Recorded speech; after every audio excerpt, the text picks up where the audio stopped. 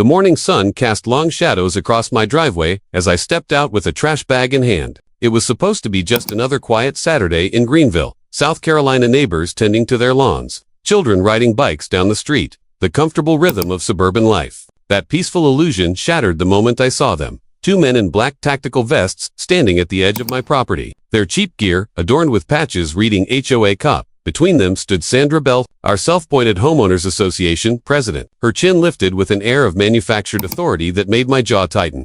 "Mr. Carter," Sandra's voice cut through the morning air like a dull blade. "We need to talk." I set the trash bag down deliberately, taking my time to assess the situation. The taller of the two men stepped forward, his shaved head gleaming in the sunlight, mirrored sunglasses hiding what I suspected were nervous eyes. His vest hung awkwardly on his frame, straps dangling unprofessionally, the whole ensemble screaming amateur hour. "You're in violation of neighborhood regulations," he announced with forced gravitas. "We're here to detain you until the police arrive."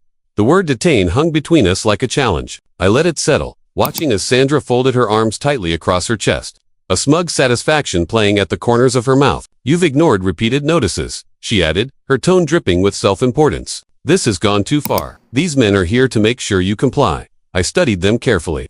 Years of federal training, allowing me to catalog every tell, every sign of their charade. Their tactical gear was clearly purchased from some surplus store, their stance more suited to action movie extras than trained professionals. The eagerness in their body language spoke of men playing dress-up, intoxicated by the illusion of power.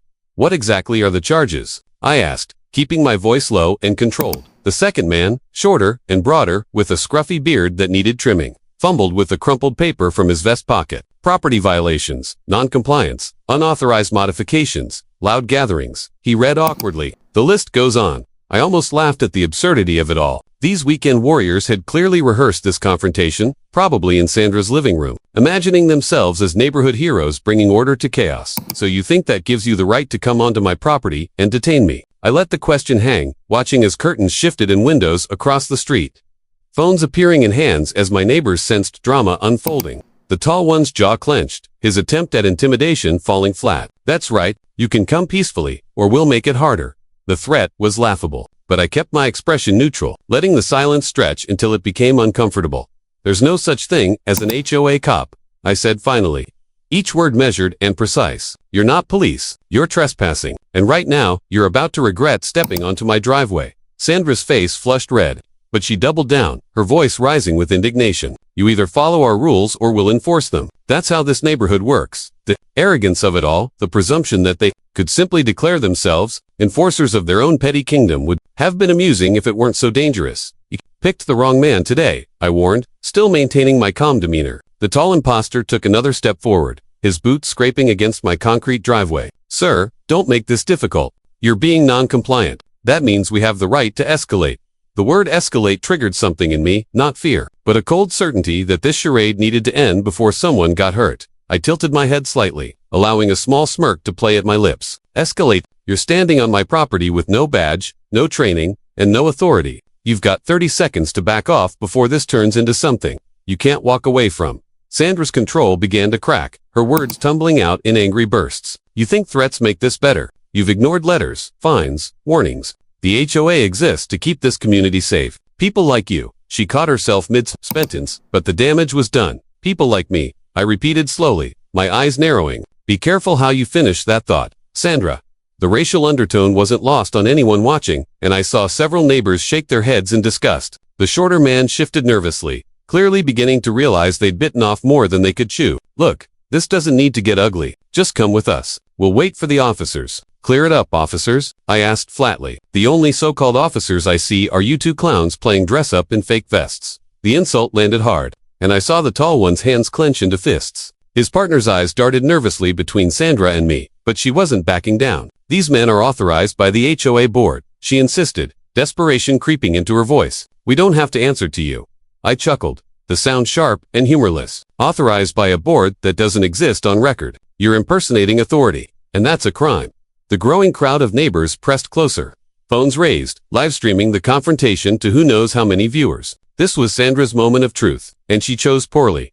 "Authority isn't stitched onto a vest," I announced, letting my voice carry across the street. "It's earned. It's law. It's accountability. And trust me, real cops are going to love this circus act you just pulled." The tall impostor's pride finally overcame his common sense. He reached into his vest and produced a pair of cheap metal handcuffs, the clink of steel echoing across the quiet street. "You're under neighborhood arrest," he declared, as if saying the words gave them power. Gasps rippled through the crowd. A teenager nearby shouted, "No way, he can't do that." Another voice from a porch cried out, "This is harassment." But I remained perfectly still, my voice dropping to a dangerous whisper. "If you even think about putting those cuffs on me, that's felony impersonation and unlawful restraint. That's prison time." For the first time, I saw real doubt flicker across their faces. But Sandra, desperate to maintain control of her crumbling authority, barked out, "Do it. Show him who's in charge." That was the moment everything changed. The shorter man, driven by panic and false bravado, made a desperate lunge toward me. Years of FBI field training kicked in automatically. I sidestepped smoothly, using his momentum against him, twisting his arm behind his back and bringing him down hard onto the driveway. The metal cuffs he'd been holding clattered across the concrete as he hit the ground, winded and defeated.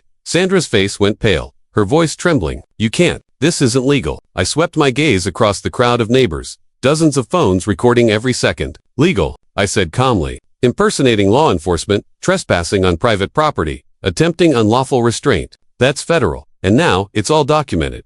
The taller man's jaw tightened, his pride battling with growing fear. But I wasn't finished. I picked up the fallen handcuffs, letting them glint in the morning sun. "You're both under arrest. Federal charges, impersonation of an officer, unlawful restraint, and trespassing. You're not walking away from this." That's when I reached into my back pocket and produced my badge. The gold FBI emblem caught the light as I held it high for everyone to see. "Special Agent Maxwell Carter, FBI," I announced, my voice carrying clearly across the block. The collective gasp from the crowd was almost comical. Sandra froze completely, the color draining from her face as the reality of her situation crashed down upon her. Right on cue, the black SUV I had called earlier rolled smoothly down the street. Two of my colleagues, plainclothes agents, stepped out with their badges visible. I'd contacted them the moment Sandra and her imposters had shown up, knowing this confrontation was inevitable. "Stand down," one agent barked, hands visible. "Now," Sandra stammered, her voice barely a whisper. You called them." I nodded, maintaining my professional composure. "Yes, I knew what you were planning.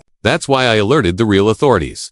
My colleagues moved with practiced efficiency, properly cuffing the two imposters and reading them their rights. The crowd erupted in cheers and applause, phones still capturing every moment of justice being served.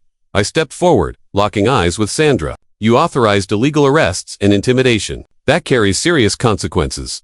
She tried to protest, claiming ignorance, but the trembling in her voice betrayed her guilt. "You are being sued for civil damages, harassment, and intentional infliction of emotional distress," I continued. "You'll also face a federal investigation for your role in this conspiracy. As for your associates here, they'll be serving time for impersonation, unlawful restraint, and criminal trespassing." The crowd hung on every word as I delivered the final verdict. "Justin, your tall friend, will serve 6 months in federal detention, followed by probation and substantial fines. Austin, the one who assaulted a federal agent, gets 3 months plus mandatory community service." The whispers of shock from my neighbors were almost as satisfying as the look of complete defeat on Sandra's face. I lowered my badge, letting the weight of the moment sink in. "Next time you think about playing cop, remember that authority isn't sewn onto a vest. It's earned, and it's enforced by real law. Anything less ends exactly like this." Sandra's mouth opened and closed wordlessly. As the imposters were led away under FBI escort, I handed her the civil lawsuit notice through my colleague, ensuring everything was done by the book. As I finally stepped back, adjusting my stance, the street fell silent except for the murmurs of neighbors still processing what they'd witnessed. Today, a self-appointed tyrant and her wannabe enforcers had learned exactly what real authority looks like and the severe consequences that come with abusing it. Justice had been served publicly, undeniably, and permanently. The message was clear. In this neighborhood, the law isn't something you can fake with a cheap vest and misplaced arrogance. It's something you respect, or it's something that takes you away in handcuffs.